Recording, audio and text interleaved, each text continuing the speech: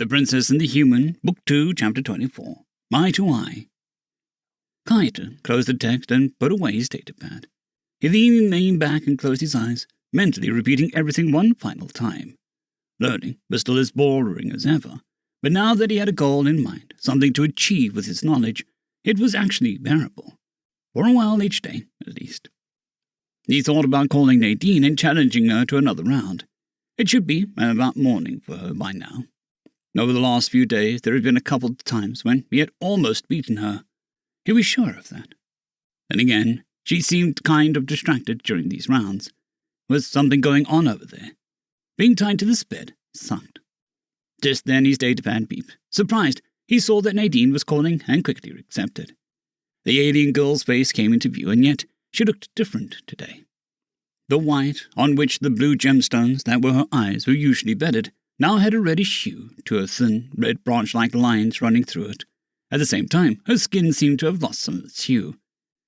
"Morning, do you have time right now?" "Hello," he greeted back to her. "Sure, I was just wondering if you're awake already." "Actually," she began. Her voice also sounded a bit different, rough. "I've already been awake for a few hours. Invis, sorry." "Really? I know you wake up early, but what was the time difference again?" He had only bothered to remember at what time, from his perspective, Nadine was usually awake, rather than calculating the exact time difference. "Yes, I normally sleep longer, I just, whatever. No need to concern yourself. What about you?" "Oh, well, nothing really. Same as always, so, you know. Anyway, are you up for a game?" "Sorry, normally I'd love to, but today, can we maybe just, talk?" The young prince was surprised. Normally she never turned down his challenges. "I mean, we can, sure. Well, what?" "It doesn't really matter. Oh, do you have more stories that you haven't told me?" I could probably think of some more, but, sorry, but I'm, how about you tell me some things?" How was also due. She had sometimes asked him specific questions about him, his family, or his perspective in general. But she had never been this vague. He didn't know any stories outside the ones he had got from her, and there wasn't really a lot happening around him at the moment either. Do you want to hear about economics and business basics?" "Why not? Let's hear how you guys do it. It's only something I know very little about anyway." Little, not nothing. Was there anything she didn't know about? He once again wondered what job she was aiming to need this kind of spread-out knowledge, but refrained from asking since it clearly wanted to listen right now. And he talked. Some basic theoretical stuff, as well as topics he personally had given priority. Not that he had told his tutors why exactly founding and leading a company was important for him. They probably assumed something befitting of his status, but he didn't plan on correcting them. He noticed that talking with Nadine about topics somehow made it easier for himself to understand it compared to hearing it from a teacher or reading about it. Maybe he should do this more often. Time passed rather quickly, and soon the human had to end the call, thanking him profusely, even though he wasn't sure for what. 90th day after my arrival.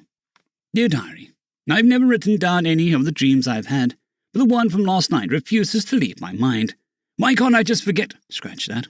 If I feel I don't, scratch that. Normally just the fear lingered, scratch that. It began, scratch that. I can't clearly recall how it began, or where I was, or what I was doing.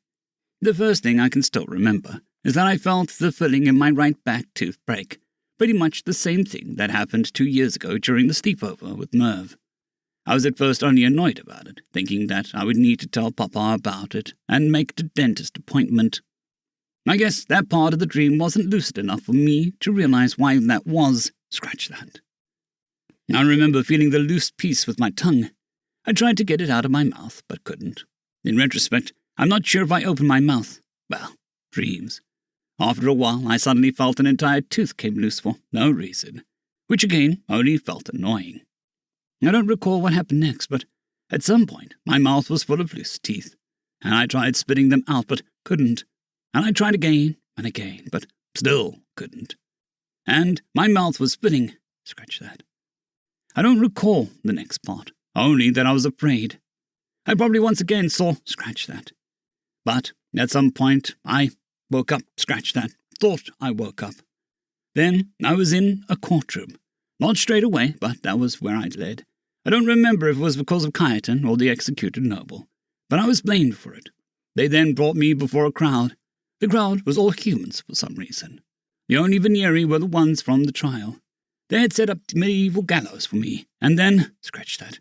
Why can't I just, scratch that. This isn't, scratch that. I need to, scratch that. Why am I, scratch that. What does this, so. But the expedition, on its way, things had calmed down a bit. They had picked up fast ships, but even then, it would take a while for the first report to come in. Silvani had given Philippine and Mike the day off, so she didn't know what those two were doing at the moment. For the princess, though, there was still a lot to do regardless. The next item on the list was Nadine's award ceremony, scheduled to happen tomorrow. Nadine. Her thoughts quickly returned to the small alien. The two of them had barely spoken the last couple of days, but as difficult as the situation was, it was far too late to reschedule. She wanted to be a joyous occasion, and maybe it still would be, but uncertainty made it tense. Your Highness, Mita pulled her back into reality. You have a call from Hua Industries. Put them through. The call was linked and soon appeared in a datapad. My greetings, Your Highness. To you as well, Lord Hua. My thanks. You wanted me to call you once we were done with your commission. It was close, but we were able to finish it in time. That is good to hear. Thank you for accepting on such short notice. I would like to see it in person so you can go and install it. Would that be possible? Of course. I'll clear my schedule for today. I will await your visit, Your Highness. On the following day, countless shuttles could be seen in the sky of Kalahar, each belonging to a different noble clan. Under normal circumstances, it was expected that about 70% of the invited clans would send somebody, usually someone further down the succession line. On a day-to-day basis, Homne's nobility was mainly concerned with internal affairs, after all. External contact happened primarily through the royal family. As such, ceremonies involving foreign guests were generally seen as a formality that didn't warrant a clan leaders to get involved. A cousin or a third child was more than enough. Exceptions were cases when the clan in question actually wanted something from the species in question, maybe a specific product or an increased import of certain material. In such instances, ceremonies like these were a rare opportunity to flatter the ambassador in hopes of increasing the chances of meeting them personally, something that was otherwise rarely successful for anyone below the rank of Duke. As such, it was no surprise that large hall adjacent to the Star Palace, the aptly named Star Hall, was full to the brim. Each of the invited clans sent their leader together with their partner and first child, with not a single one missing. Avoiding them all might prove difficult, but Silvani had already planned for that. With firm steps, the princess walked onto the stage. Clan Chiron's lion crest was painted on her body in green colors, even going over to two broken arms so that cast wouldn't obstruct it. Letting her gaze fly over the audience once again made it clear how interested Homne's nobility was in the new contact. Seeing every single lion crest present 3 times was, not unprecedented, exceedingly rare. A part of her wondered how many of them cared for the award itself at all, though idle curiosity may have at least been a factor to some. The idle chatter soon died down, and on the Star Hall became quiet. Before she began to speak, Silvani spread her 2 remaining arms, then crossed them before her torso. The pose was a bit improvised, but that was her only option with just 2 arms usable. Her inner turmoil was irrelevant right now. She needed to be professional. Today, she addressed the audience, is a day of celebration, a day which I can only experience thanks to the actions of a special individual, and to whose honor we have assembled today. Repeatedly she did our world a great service, motivated by nothing other than to do what is right. For that, I welcomed in our middle, as from the species of the humans, Lady Nadine Valentina Esmeralda Anastasia von Clout of House Heidenfeld. As Nadine took center stage, all Veneri in the audience went through the same motion, spreading their lower arms while crossing their others, followed by a half-step back. It was how the pose was actually meant to look like, with a complete set of limbs. The small alien donned a special outfit, far more complex than what she usually wore. A silvery tabard, as she had called it, made to work together with her white protective suit rather than just going over it. Its edges were decorated with different patterns, small as to not draw too much attention, but still very intricate. Additionally, black accents were placed on her arms reminiscent of ornamental wrappings popular amongst Veneering nobility. And in the centre sat a large crest of Nadine's family, her people's version of a lion crest. It was rather obvious that it drew a lot of attention, clearly making the nobles speculate. Finally, her hair wasn't open like usual, instead tied back in a black ribbon. "Lady Nadine," Silvani continued, "the great service you have done for our home, and to me personally, cannot be possibly be overstated. And while you are never driven by the desires for a reward, both our laws and traditions demand apt reimbursement.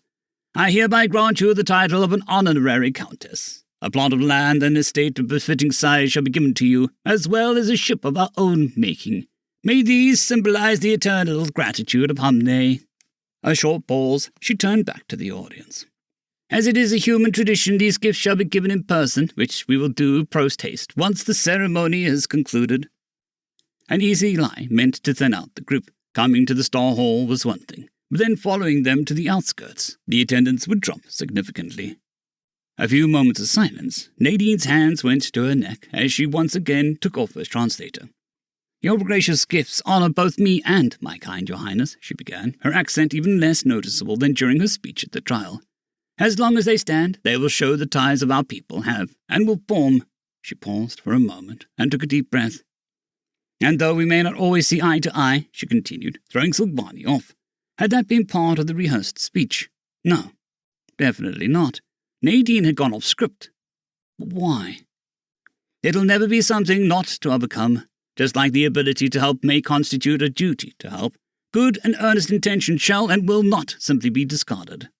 The small alien turned away from the crowd and now faced the princess directly. "This connection means everything, means all.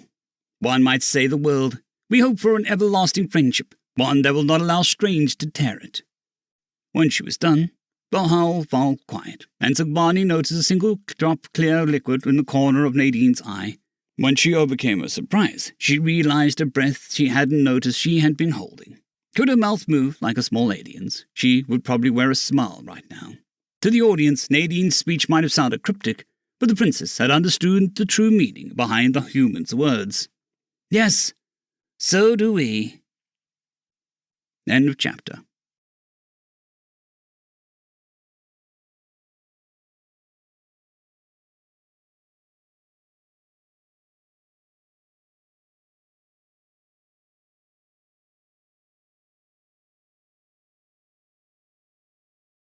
I'd greatly like to thank our Tier 5 channel members, Casper Arnholtz, John Creighton, Manathayria, 050, Dragzoon W.R.E, and Elijah Silvercross.